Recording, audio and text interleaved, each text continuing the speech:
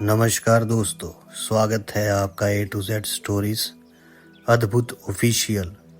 साधु संत फकीर गुरु रहबरों की सदा ही जय जयकार। सज्जनों, महाराज कुंवरपाल सिंह का सेवक राजा उमरपाल सिंह से अपनी विदाई में हीरे मोती लेकर विदा हुआ, क्योंकि उन्होंने पत्र लिखा था कि आपने रानी बाछल को अकेली भेज दिया।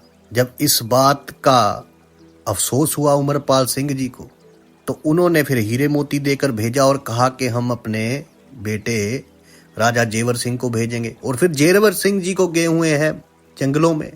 अब उनको ढूंढने के लिए सारा आगे वार्तालाप हो रहा है। अब महाराजा उमरपाल सिंह के दूत वन में राजा जेवर सिंह को खोजते फिर रहे थे। और उधर जब महारानी बाछल गहरी नींद में सो रही थी, तो उनका ही गर्भ स्वप्न में उनसे बोला, माता जी, यानी कि गोगा जाहरवीर पीर जी बोले कि माता जी, मैं नाना के यहाँ जन्म नहीं लूंगा।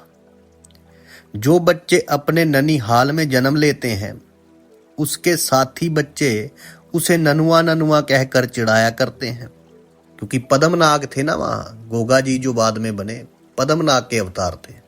और वो कह रहे हैं कि मैं अपने नाना के घर नहीं जन्म लूंगा।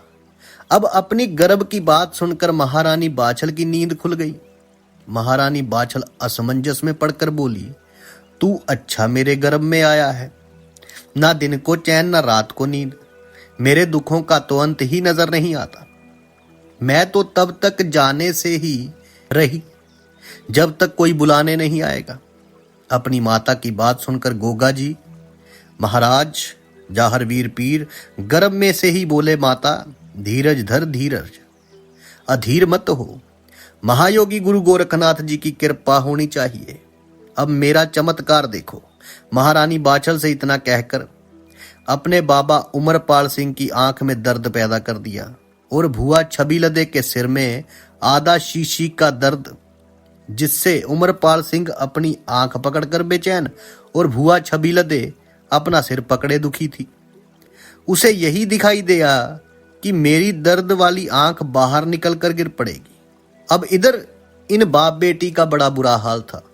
उधर अपने पिता राजा जेवर सिंह को स्वप्न दिया कि पिताजी, आप शीघ्र सिरसा पाटन आकर मेरी माता बाछल को घर ले जाओ। मैं अपने घर पर ही पुष्प नक्षत्र में जन्म लूंगा। मैं नाना के घर जन्म नहीं लेना चाहता।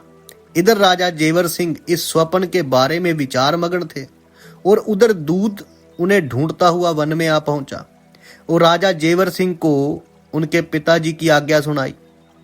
सज्जनों, राजा जेवर सिंह अपने गुरु की आज्ञा लेकर दूत के साथ चल पड़े और चंद घंटों में अपनी नगरी ददरेवा में पहुंच महल में पधार अपने पिता को दोनों हाथ जोड़ मस्तक नवा प्रणाम किया। महाराजा उमरपाल सिंह दर्द के कारण बड़े बेचैन थे, इसलिए अपने पुत्र को आशीर्वाद ना देकर हाय हाय करने लगे। इधर महाराज आंख दर्द से दुखी थे। उधर से बहन छबीलदे अपने भाई को महल में आया जान सिर पकड़े रोती हुई आ पहुंची। अपने पिता और बहन की बेचैनी राजा जेवर सिंह से ना देख सकी। वो देख ना सके ये सब कुछ। उन्होंने तुरंत ही सेवक को भेजकर राज ज्योतिषी जो कि महल में बुलवाया। ज्योतिषी जी के पधारने पर राजा जेवर सिंह बोले, पंडित जी, मेरे पिताजी और बहन छबीलदे दर्द के कारण बहुत दुखी हैं। किसी दवा से भी चैन नहीं पड़ता है। पत्रे में देखकर ज्योतिष विद्या द्वारा बताएं कि इनका दुख किस उपाय से दूर होगा। राज ज्योतिषी ने अपनी पोथी पत्रा देखकर और हिसाब लगाकर बतलाया कि आपकी रानी जी के गर्भ में कोई महान अवतारी आत्मा विराजमान है।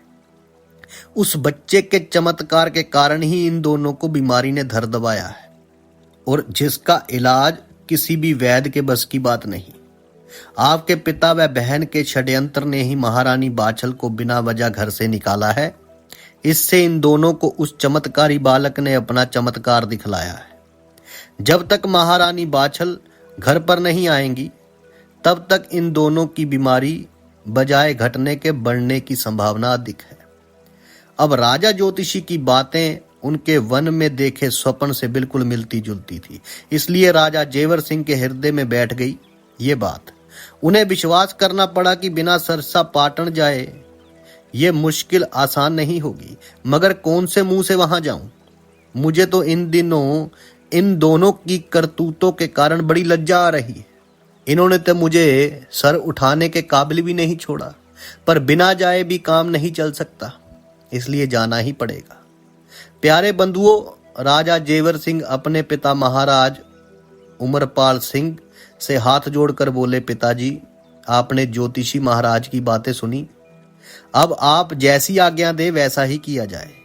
इस पर महाराज उमरपाल सिंह बोले, बेटा क्या करूं, अब तो मुझे अपना व छबीलदे का ही दोष दिखाई पड़ रहा है। इस समय तो सब घटनाएं हमारे प्रतिकूल ही रही हैं, इसलिए अपनी ससुराल सिरसा पाटन जाकर बहू को लाने में ही बेहतरी है। तुम अपने साथ फौज पलटन भी जरूर लेते जाना। राजा कुंवरपाल सिंह घमंडी और झगड़ालू आदमी है, क्या पता वहां युद्ध ही न छिड़ जाए। राजी ना राजी जैसे भी बने बहू को तो लेकर ही आना है। जहां तक बने लड़ाई झगड़ा ना करके ही काम निकाल लेना, इसी में बुद्धिमानी है। जब सीधी उंगली से घी निकलता ना दिखाई दे तब उंगली टेढ़ी करके घी निकालना चाहिए। अगर तुम समझते हो कि गलती अपनी तरफ से हुई है तो दो बातें नरम गरम सुनकर भी काम निकाल लेना। अब अपने पिता महाराज उमरपाल सिंह की बात राजा जेवर सिंह को भा गई। वे अपने पिता की आज्ञा अनुसार थोड़ी फौज पलटन सजा घोड़ी पर सवार हो मंजिल दर मंजिल सफर करते हुए सिरसा पाटन नगरी जा पहुंचे और अपने लश्कर के तंबू डेरे बाग में गड़वा दिए। राजा जेवर सिंह के पधारने की खबर बाग के माली द्वारा राजा कुंवरपाल सिंह को मिली। खबर मिलते ही वे अपने घोड़े पर सवार हो अपने दामाद से मिलने बाग में ही जा पहुंचे। अपने ससुर को बाग में आता हुआ देखकर राजा जेवर सिंह ने हाथ जोड़कर नमस्कार किया और बोले, पिताजी, जो भी बातें हुई हैं मेरी गैर मौजूदगी के कारण हुई हैं। आशा है आप हम सब की भूलें क्षमा करने की कृपा करेंगे। मैं अपने पिताजी की आज्ञा अनुसार ही रानी जी को लेने आया हूं। उन लोगों को भी अपनी गलती का काफी पश्चाताप है।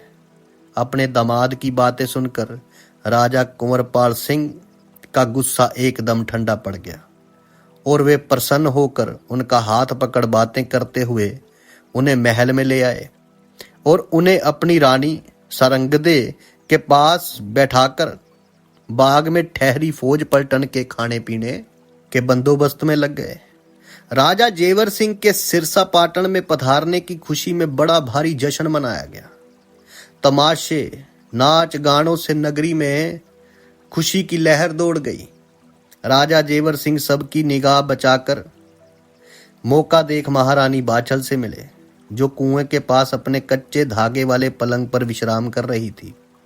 जब उन्होंने राजा जेवर सिंह को अपने सामने खड़ा देखा तो उनकी आंखों से आंसुओं की वर्षा होने लगी। वे राजा जेवर सिंह से हाथ जोड़कर बोली, आपने मुझे तरसा तरसा कर अधमरी कर डाला, अब तो वन को ना जाओगे? राजा जेवर सिंह मुस्कुराकर बोले, महारानी, अब वन क्यों जाऊंगा, अब तुम्हें भी तुरंत घर चल देना चाहिए। पिताजी, वह बहन छबीलदे की तबीयत बहुत खराब है। वे दोनों दर्द के कारण बड़े बेचैन हैं। मुझे यहाँ आए कई दिन हो गए। कुछ समय आने में लगा, कुछ जाने में लगेगा। इस तरह हफ्तों लग जाएंगे। महारानी बाछल बोली, ठीक है, मैं आज ही माताजी को बुलवाकर आज्ञा लेती। ये सुन राजा जेवर सिंह पलंग पर बैठने लगे। तब महारानी बाछल घबराकर बोली, ये क्या करते हो? इस कच्चे सूत के बने पलंग पर सत्याधारी योगीश्वर महायोगी गुरु गोरखनाथ जी के चेले ही बैठ सकते हैं। क्या इस पलंग पर बैठकर इस कुएं में गिराकर अपने साथ हमें भी मारोगे? इस पर राजा जेवर सिंह बोले, महारानी जी, आपको पता नहीं, पर मुझे तो मालूम है काठ की संगत से लोहा भी तैर जाता है। तुम्हारे साथ इस पलंग पर मुझ पापी के बैठने से पलंग के धागे किस प्रकार टूट सकते हैं? ये बात मेरी समझ में नहीं बैठी। हाँ, ये हो सकता है तुम पलंग से दूर हटकर अलग हो जाओ और तब मैं बैठूं तो पलंग के धागे टूट जाएं और मैं कांटेदार कुएं में गिर सकता हूं। इतना कहकर राजा जेवर सिंह पलंग पर बैठ गए और चाहरवीर गोगा जी के चमत्कार और गुरु गोरखनाथ जी की दया के कारण धागों का एक तार भी नहीं टूटा और वे मुस्कुराते हुए अपने कमरे में चले गए। उनके चले जाने पर महारानी बाचल ने तुरंत ही दासी को भेजकर अपनी माता रानी सारंगदे को अपने पास बुलाया। उनके आने पर हाथ जोड़कर बोली, माता जी, इनके पिताजी वे बहन छबीलदे दोनों बीमार हैं, इसलिए मुझे जल्दी घर पहुंचना है। कृपा कर अब आप मुझे विदा कर दें। रानी सारंगदे को अपनी बेटी की बात जंच गई। वे अपने पति राजा कुंवरपाल सिंह से बोली, अब आप अपनी बेटी को शीघ्र विदा कर दो।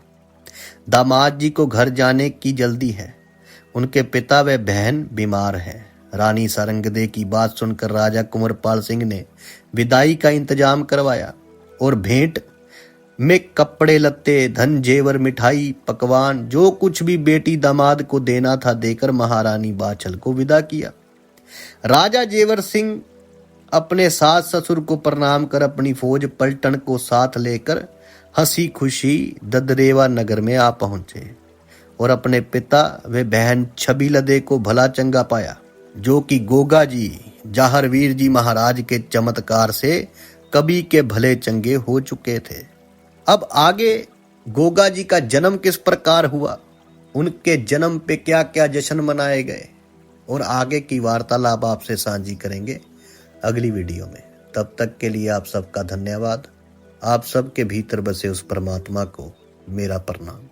साधु संत फकीर गुरु रहबरों की सदा ही जय जयकार। अलख निरंजन।